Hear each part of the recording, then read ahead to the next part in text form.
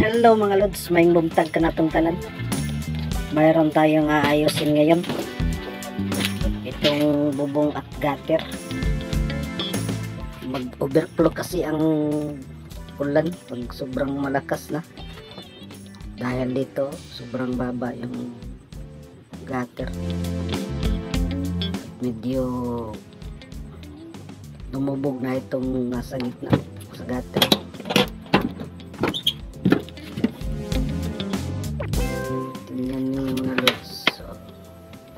Okay lang naman ang downspout. Dalawa yung downspout. Ito yung gamitin natin mga lods. Itong oil tape. Chop. Oil tape. Gugupitan natin itong bubog. Dito. Ng konti para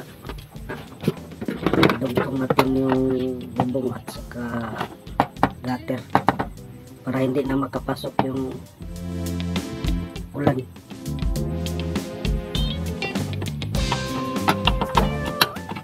Gugupitan natin. Diretso na natin tapos na natin ginupitan kasi walang umawak sa ating camera. Naipas ko na lang ang video ko. Ganyan yung mga idol, dito pumasok yung ulan sa gilid. Hindi kasi nilagyan ng clean sheet. Kaya kung mag-overflow, pumasok talaga ang ulan.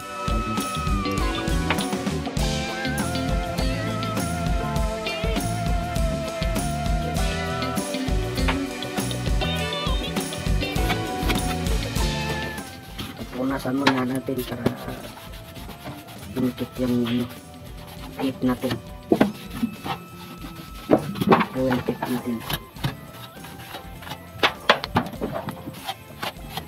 Pansamantala lang itong gagawin natin mga idol. Kasi malapit na umulan.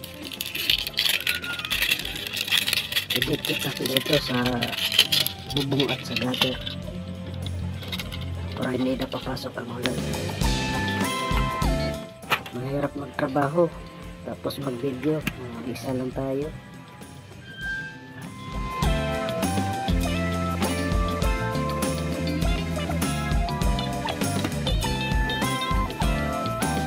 Ito lang ang diskarte natin para hindi na pumasok yung ulan. Kahit mag-overflow pa siya, hindi na napapasok sa kisame yung ulan.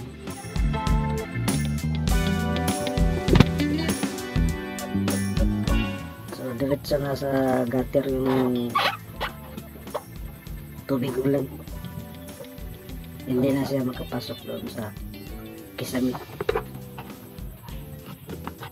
Ganito lang ang diskarte ko mga idol. Paspasan ko na ito kasi malapit ng umulan.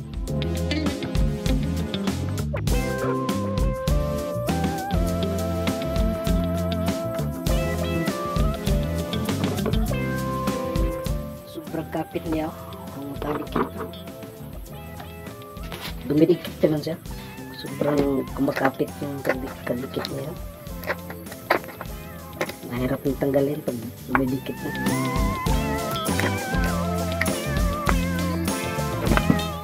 So parang ito yung diskarte natin mga idol.